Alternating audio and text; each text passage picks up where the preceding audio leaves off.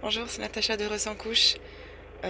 Aujourd'hui, je vais répondre à une question de Laura qui voulait pratiquer la chénie en partiel seulement le matin au réveil avec sa fille.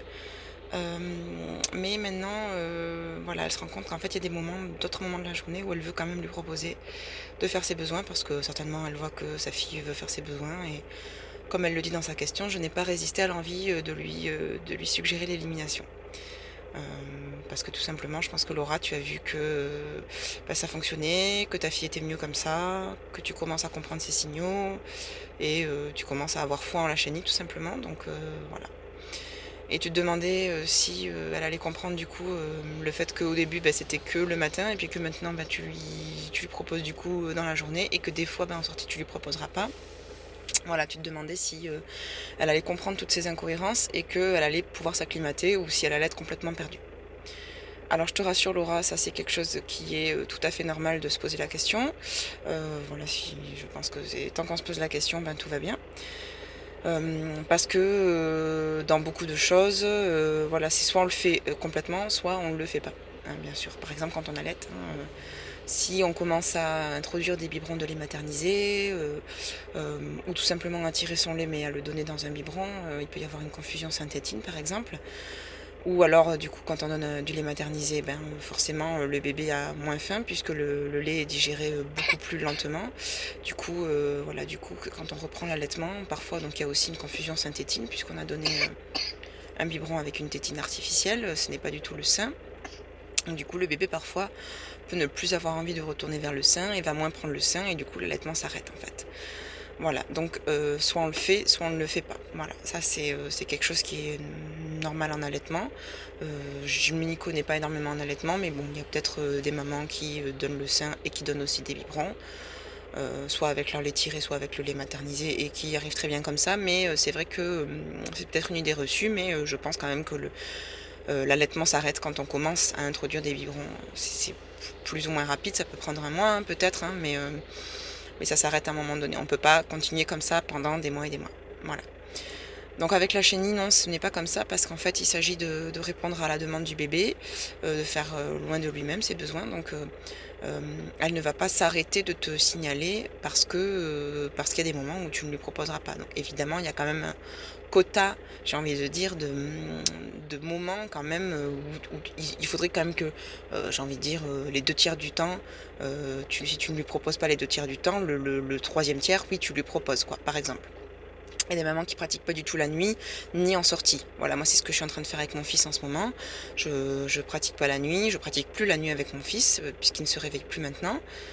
Et même, voilà, même quand il se réveille, maintenant quand il se réveille, c'est plus pour manger, c'est parce que il a quelque chose qui l'embête et il ne veut plus. Il dit non à mes suggestions, il refuse mes suggestions, donc du coup, je pratique plus la nuit et je lui mets des couches sans me réveiller pendant ces micro-réveils. Je l'ai plus à côté de moi de toute façon maintenant. Donc du coup, je ne suggère plus à mon fils de faire ses besoins la nuit. Je n'essaie pas de comprendre ses rythmes pendant la nuit. Voilà, mais du coup, le reste du temps, à la maison, donc moi la plupart du temps je suis à la maison, je suis assistante maternelle, donc il est fesses nues maintenant, et je continue de pratiquer la chenille de cette manière-là, sans couche. Voilà, donc c'est ce que je fais. Donc on va dire que j'ai envie de dire quand même que la moitié du temps, je pratique l'hygiène naturelle. On va dire c'est peut-être un petit peu moins quand même, mais bon, grosso modo, la moitié du temps, je pratique l'hygiène naturelle. Et l'autre moitié, donc pour la nuit, je n'ai que rarement pratiqué. Il a toujours eu des couches et je pratiquais qu'au moment où il se réveillait et vraiment où il était très réveillé et qu'il avait bu son biberon, là je pratiquais. Mais sinon, le reste du temps, non, je pratiquais pas. Et donc je lui ai toujours expliqué ce que je faisais. Laura, ce qui est très important de faire, c'est d'expliquer à ta fille ce que tu fais, ce que tu ne fais pas, et les moments où tu le fais et où tu ne le fais pas, et pourquoi tu ne vas pas le faire.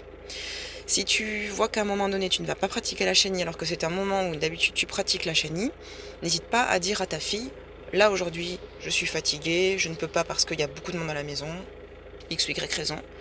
Du coup, je vais te laisser faire tes besoins dans ta couche si jamais je n'arrive pas à capter tes signaux. Si tu veux vraiment me signaler que tu as besoin de faire tes besoins, dis-le moi et je te proposerai le pot. Et si tu as fait tes besoins dans la couche, je te changerai tout de suite. Il n'y a pas de souci avec ça, voilà. et ta fille, elle comprendra très bien parce qu'ils ont une capacité d'adaptation qui est énorme.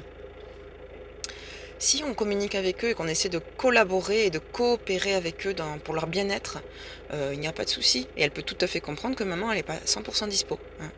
Voilà, et il y a des enfants, qui comprennent, mais qui continuent de signaler parce que ça ne leur convient pas. Ils ne veulent pas faire leurs besoins dans leur couche, ou quand ils ont fait leurs besoins dans leur couche, et ben, ils continuent de le signaler parce qu'ils ont besoin d'être changés tout de suite, voilà. Donc ça, c'est mes enfants, quand on est hors de la maison, là, mon fils, on commence à peine à commencer la chenille hors de la maison, mais ma fille, au tout début, quand on a commencé, il y avait des moments où elle se retenait quand même de faire pipi parce que, ce lavabo-là, c'est pas le même qu'à la maison, ces toilettes, je les connais pas, c'était bizarre.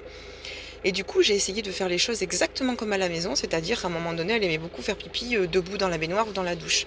Donc quand je me retrouvais chez quelqu'un en qui j'avais confiance, et par exemple dans ma famille, chez ma mère ou chez mes sœurs, j'utilisais la douche ou la baignoire, et donc elle se déshabillait et elle se mettait dans la douche, on faisait couler l'eau et en général le pipi sortait. Parce que c'était un endroit où elle avait confiance et où elle se sentait en confiance et complètement tranquille. Donc là, c'était possible. Après, bon, ben évidemment, il y a des endroits où c'est pas possible et on a quand même essayé de le faire dans le lavabo en la portant avec l'eau qui coule, mais c'était une période où elle avait plus envie d'être portée aussi. Elle avait besoin de faire ça debout avec l'eau qui coule, mais bon, voilà. Donc ça ne fonctionnait pas. Donc là, j'hésitais pas à expliquer à ma fille, surtout, tu peux faire tes besoins dans ta couche et surtout tu me le dis, et je te changerai tout de suite. Alors je lui ai expliqué, non, ce n'est pas habituel de faire pipi dans la couche, tu as raison, normalement on ne doit pas faire pipi dans sa couche, mais là je vois que tu as du mal à te détendre, tu as du mal à accepter ce nouveau lieu, et là on va y rester un moment, donc ne reste pas avec ton pipi dans la vessie, ne reste pas avec ton pipi dans toi parce que ça va te faire mal au ventre. Lâche-toi dans ta couche et quand tu auras fait pipi dans ta couche tranquillement au moment où tu le décideras, tu me le diras et je te changerai ta couche. Parce que ça c'est quelque chose qui arrive aussi.